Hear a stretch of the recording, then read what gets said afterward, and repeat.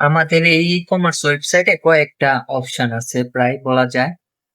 তো এই ফার্স্ট যে অপশনটা পোস্ট, এটা হলো প্রায় বলা যায় একটা সহজ ভাষায় বলতে গেলে ফেসবুকের মতো। ফেসবুকে যেমন তুমি তোমার পোস্ট গুলা করতে পারো, সেম এখানেও করতে পারবা।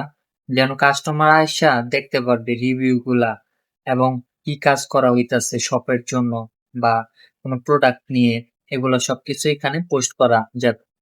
তারপর প্রোডাক্ট, তারপর ব্র্যান্ড আছে, ক্যাটাগরিজ ভাবে তুমি পোস্ট করতে পারবা, কন্টাক্ট, এগুলো সবকিছু অ্যাডমিন প্যানেল থেকে করা যাবে। তো প্রোডাক্ট আমি দেখা দিই, যখন একটা কাস্টমার আমাদের ওয়েবসাইটে ঢুকবে সে কিভাবে অর্ডারটা করবে। প্রোডাক্টে যখন সে ক্লিক করবে, সে ক্যাটাগরি তো এখানে থাকবেই। এখানে ক্যাটাগরি অপশন গুলা অ্যাডমিন প্যানেল থেকে দেওয়া যাবে। তারপর ব্র্যান্ড আছে, প্রাইস রেঞ্জ, কত প্রাইসের মধ্যে কিনতে চাইতেছে, এগুলো সবকিছু দেওয়া যাবে। তো প্রোডাক্টটা কেনার জন্য এখানে ক্লিক করলো, এটা হলো একটা প্রোডাক্ট। ক্লিক করার পরে এখান থেকে ভেরিয়েন্ট চয়েস করা যাবে, যে কোন ভেরিয়েন্টের প্রোডাক্টটা তুমি নিতেছো। ভেরিয়েন্ট 1, 2, 3 বা নেম সহ প্রাইস সহ সব আলাদা আলাদা ডিটেলস লেখা থাকবে। তো আপাতত এখানে একটা ভেরিয়েন্ট দেওয়াই আছে, অ্যাডমিন প্যানেল থেকে আরো ভেরিয়েন্ট দেওয়া যাবে।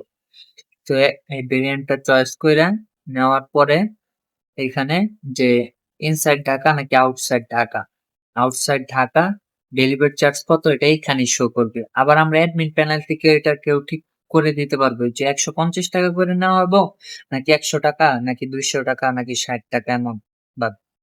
তো এই তো কোয়ান্টিটি, একটা নিবে নাকি দুইটা কিনবো, এভাবে দেওয়া যাবে। তারপরে অ্যাড টু কার্ডে ক্লিক করলে এইখানে অ্যাড টু কার্ডে হয়ে গেছে।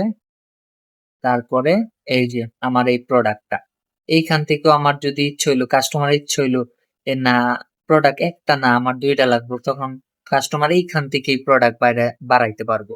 তারপরে এই যে আমরা ডিসকাউন্ট কোড একটা রাখছি, এটা হলো কোনো শপের যদি ডিসকাউন্টের কোনো কুপন থাকে বা কোনো টিকিট থাকে যে কাস্টমারদের ডিসকাউন্ট দিব, বিশেষ কিছু কাস্টমারদের, তাদের জন্য এই ডিসকাউন্ট কোডটা রাখা হয়েছে। আর যাদের নাই তাদের তো নাই। তো এখানে প্লেস অর্ডার ক্লিক করলে